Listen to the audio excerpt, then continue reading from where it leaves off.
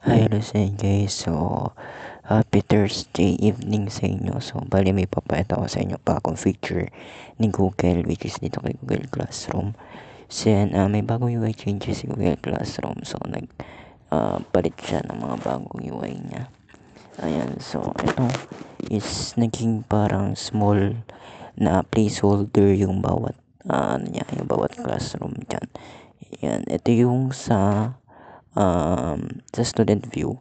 So yan, medyo lumit lang ng konti, naging minimized version.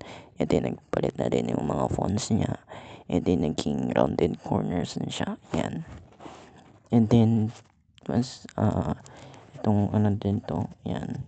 Naging maganda din yung UI niya. Siyempre to sa inyo, ito open tayo ng isang classroom.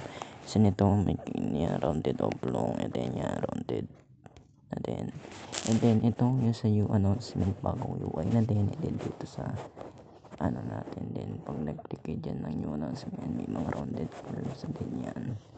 Ayan, so yun lang guys yung mga bagong UI changes ni Google Classroom. So yan, may mga rounded corners and may mga bagong modernized UI na yan. So yan guys, so para ma-achieve niyo yung bagong user interface ni Google Classroom, so you can allow yung automatic update ni Play Store or manually via searching this Google Classroom sa Play Store, then click update nyo. Yun lang guys, and thanks for watching.